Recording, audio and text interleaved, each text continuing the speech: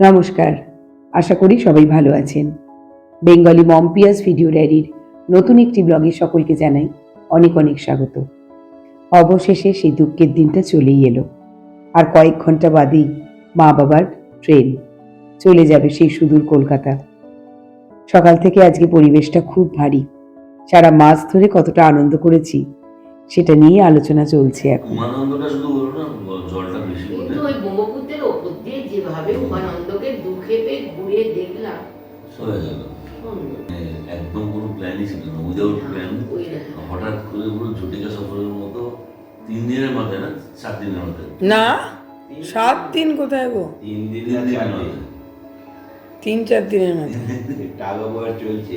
আমরা বলছি না, আমরা যেতে পারবো না। এই হয় হওয়ার হলে এরকম ভাবেই হয়। এভাবে এনে যে তোমার মামনিকে আগের দিন দাঁত তুলিয়েছি, পরের দিন ট্রেন ধরেছি। কটায় বেরোবে? 9টা 9:30। মানে হাইওয়ে রুটটা ধরবে তো।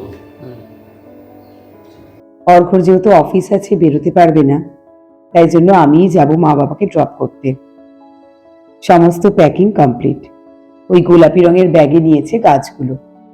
কালকে যে ফেস পাউডারটা দিয়েছি সেটাই মা এখন আনন্দ করে মাখছে। আর বাবাও আস্তে আস্তে রেডি হয়ে যাচ্ছে। বাবা তো কাঁদতে পারে না, তবে আমি বুঝি বাবার মনটাও কিন্তু বড্ড খারাপ। ঋষি আসার পর থেকে এখন আর আমাদের জন্য না, ঋষির জন্য বেশি কষ্ট পায়। এই ভয়টাই পাচ্ছিলাম। ঋষিকে আদর করতে করতে মা অত্যন্ত ইমোশনাল হয়ে গেছে আর ভেউ ভেউ করে বাচ্চাদের মতো কাঁদতে শুরু করেছে। অদ্ভুত ব্যাপার, ঋষি কিন্তু এখনো কাঁদেনি, এখনো চুপটি করে বসে আছে। ঠিক দিনা দাদাই যখন ট্রেনটা ছাড়বে আমি নিশ্চিত তখন কাঁদতে শুরু করবে।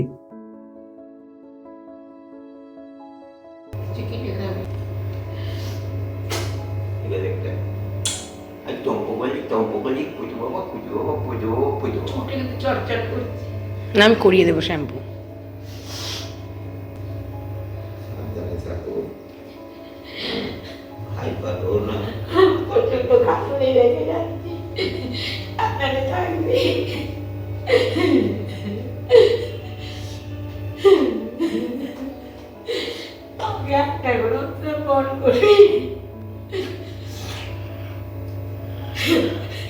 মা বাবা যাওয়ার আগে যে টাকাগুলো দিয়েছে ওর হাতে, আমি বললাম সেগুলো লক্ষ্মীর ভাঁড়ে ফেলে দিতে, জমিয়ে রাখতে, যাতে ও যখন কলকাতা যাবে ওই টাকাগুলো দিয়ে ও নিজের ইচ্ছে মতো কিছু কিনতে পারবে।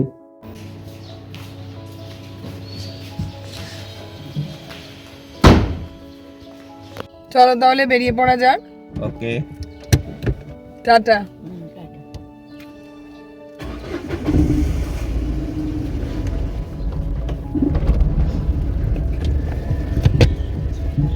নটা 20। যে রাস্তাটা দিয়ে এতদিন ধরে যেতে খুব আনন্দ হতো, যখনই সুযোগ পাচ্ছি তাড়াতাড়ি করে কাজকর্ম সেরেই কিছু না কিছু বাহানায় আমি বাবা মা ঋষি 4 জন বেরিয়ে পড়ছি। এদিক যাচ্ছি ওদিক যাচ্ছি, কোনো কিছু না পেলে টুক করে বাড়ির সামনে রিলায়েন্স স্মার্ট বাজারটায় চলে যাচ্ছি একটা কেক কেনার ওছিলাতেও। সেই রাস্তাটা দিয়ে আজকে যেতে গিয়ে অ্যাক্সিলেটারে পাটা চাপতে ইচ্ছা করছে না। মনে হচ্ছে ভুল হয়ে গেল, ট্রেনের টিকিটটা আর হয়তো কদিন বাদে করলেই হতো। আজকে সত্যি রাস্তাটার ভিডিওটা রাখলাম না, মুড ছিল না। অনেক রকম জরুরি আলোচনা, আবেগের আলোচনা, মা বাবার বিভিন্ন রকমের আমাকে বলা কথা যেগুলো হয়তো আমি সকলের সাথে শেয়ার করতে পারবো না, সেই সব আলোচনা হতে হতেই গাড়িতে করে আসলাম। এসে পৌঁছে গেছি স্টেশন চত্বরে। খুব রাগ হচ্ছে জানেন, যেদিন মা বাবা এসেছিল সেদিন এই স্টেশন চত্বরটায় আসার জন্য ঠিক যতটা আনন্দ ছিল আজকে ততটাই খারাপ লাগছে। আগের দিন এইখানে বসে আমরা কেক আর চা খেয়ে গেছিলাম, আজকে সকাল সকাল চলে এসেছি, বললাম এখানেই ব্রেকফাস্ট করাবো। ব্রেকফাস্টে তেমন কিছু না, নিয়েছিলাম সিম্পল পুরি আর সবজি, আর তার সাথে 1 কাপ করে চা।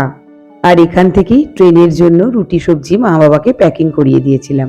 আবার যাচ্ছে 9-10 किसकी है? जी जी 9 और 12 है हमारा, 9 और 12। दोनों ही सीनियर सिटीजन है। अरे 9 और 12 दोनों नीचे वाली। नीचे वाली 2 ही सीनियर सिटीजन है दादा। हाँ हाँ 12 है ना। हाँ, नीचे हाँ। की 12 है ना। जी जी जी বাবু जो তুমি ऊपर आएंगे नहीं ये। দেখছো তো হাঁটার ক্ষমতা নেই, মা ধরে ধরে আনছে। হ্যাঁ গাড়িতে ডিস্টার্ব করবে না, মা গাড়িটা ডিস্টার্ব पहले उनको आने तो दो, ऐसे कहाँ लगा तो क्या पहले उनको आने देना ना। আর কাল তো ওখানে গিয়ে ফোন করবি আমাকে।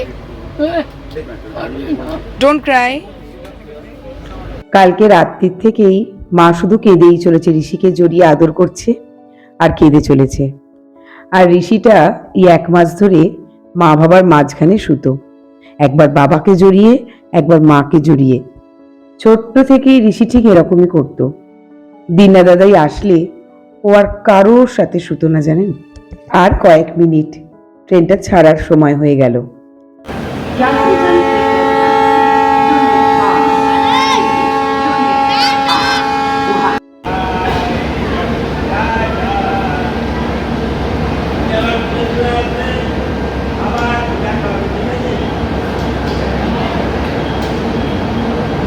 যে কোনো সেপারেশনই খুব পেইনফুল, সেটা যখন আবার নিজের মা বাবা মেয়ের কাছে ঘুরতে এসে আনন্দের একটা সময় কাটানোর পর চলে যায় এবং আমরা জানি না ঠিক কত দিন কত মাস বাদে আবার দেখা হবে, তখন বিষয়টা আরো কষ্টের হয়।